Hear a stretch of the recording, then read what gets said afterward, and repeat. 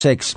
After Storm Chandra caused widespread flooding, the focus is now on how climate change is driving extreme weather. I'm joined by J.Coyle. He's a European Climate Pact Ambassador to discuss the link between climate change and storms and why Ireland's homes and infrastructures need to be prepared. Morning to you, Liam. Thanks for having me on. It's a pleasure to talk to you today on such an important subject, such as climate change and the recent weather we're having. We hear a lot about climate change. In simple terms, how is it actually linked to storms like Chandra and the flooding that we've seen here in Wexford in recent days?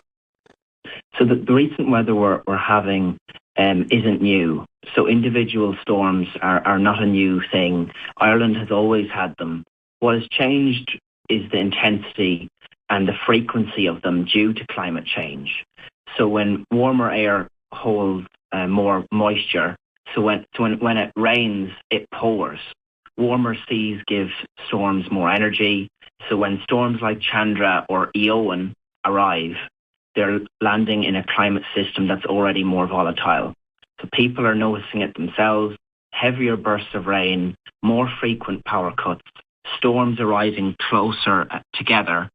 So it's not that storms are new, it's that the baseline has shifted.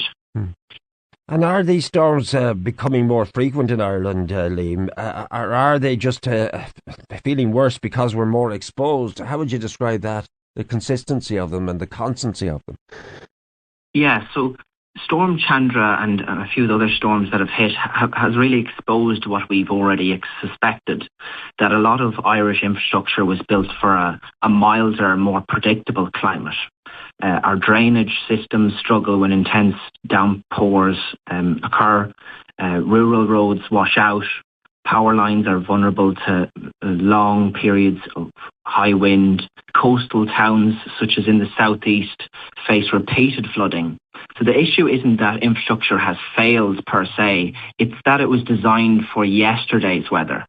So Storm Chandra and indeed Eowyn and many of the storms that we've had and will have didn't create these weaknesses, it revealed them. And it will only become worse if we don't act now. Yeah. We're living through tomorrow's weather with yesterday's infrastructure. When you look at the damage after the storms on any given day since the floods have eased back a bit here in Wexford, listeners are sending me some of the pictures I have. I'd love to send them on to you, Liam, of the potholed roads in this county following the flooding. When you look at the damage after the storms, what parts of Ireland's infrastructure worry you the most? Is it the roads? Is it our homes? Is it drainage? Or is it all of this? It certainly is all of this. Ireland is very good at responding to storms. So we have brilliant repair crews, ESB teams, local authorities working round the clock, and that work is vital. But we need to shift from responding after storms to building resilience before them. So in simple terms, that means building stronger, planning smarter, and supporting communities locally, be it, future-proofing your roads, designing drainage for heavier rainfall, climate-proofing our rail and transport infrastructure, strengthening the electricity grid, and building homes for conditions that we know are coming down the line. And really crucially, point to get across is that we need to align the national strategy with real support for local delivery with our local authorities. So a key message there is it's cheaper to prepare than just to keep repairing after each storm is hit. And now a lot of listeners feel, Liam, that it's too big for a small country like Ireland to tackle. Does Ireland really have choices in how it prepares for what's coming? Like if we got wind, and please God we won't get wind, maybe we're over the worst, but I hope we are. Are we in a position to prepare? Can we prepare better? Oh, for sure. And it really will require planning across all sides of society, from the government, from local authorities, businesses, and communities. And really, adaptation shouldn't be a distant concept to all of us. When I usually bring it back to everyday life to make it more real, that adaptation, that is to say, planning for the climate we're having, isn't abstract. It's about whether your home floods, whether you can get to work, whether the power stays on, whether farms can operate.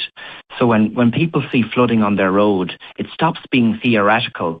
And I'm sure across the communities in the southeast and further afield are seeing that. So really, there is the projections out to 2040 and 2050 and what weather we're having there to give a directional view of how we can plan. Yeah. But also, you can also get caught up in the focus of that, and you really need to start acting on the ground now. Okay, so I'm going to stop you straight away and ask you, what are some of the practical things that could make towns and rural areas more resilient without massive disruption? Yeah, so there is a few things you can look at. So first of all, one thing in particular is putting power lines underground in a lot of the more sensitive areas. The electricity grid is one of our most sensitive but also most important infrastructures that fails during these storms. Also looking at the climate risk assessment that was put out by the Environmental Protection Agency.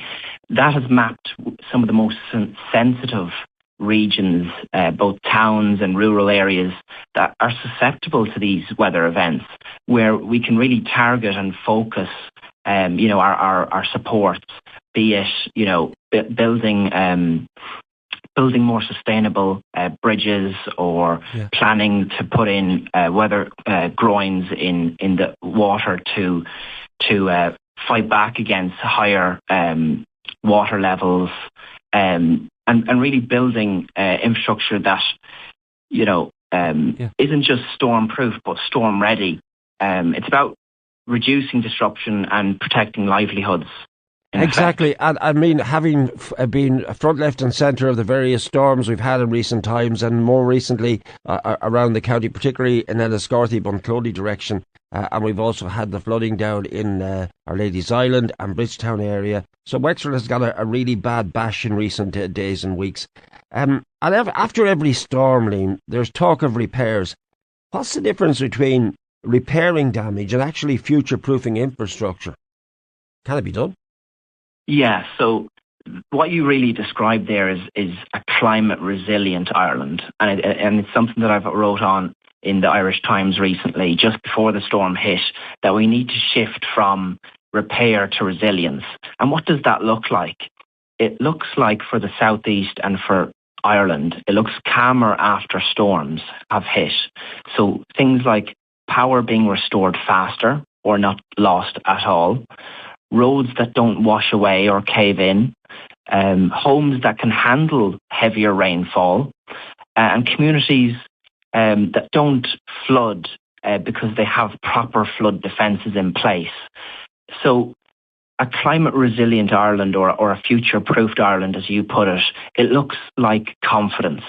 People knowing that when severe weather hits, the country is ready. A resilient Ireland isn't just storm-proof, it's one that is ready for storms to come. And we know from the climate change projections that more intense, more frequent storms are coming down the line. So the goal is really simple. It's to reduce disruption, protect livelihoods, jobs and the economy. It's lovely to talk to you, and I hope we will get the opportunity to talk to you more, and maybe when we do further debates on this, you'll link in with us for those debates. My final question for the moment is, for people listening who feel overwhelmed by it all, what is one realistic thing that they should understand or ask for when it comes to climate and infrastructure? So if you have, like me, are just trying to come to terms with all of this and asking questions, what's the main question people should be asking? The main thing people should be asking is, extreme weather is now part of our reality. How do we now plan to prepare for that so that we're not just repairing and picking up the pieces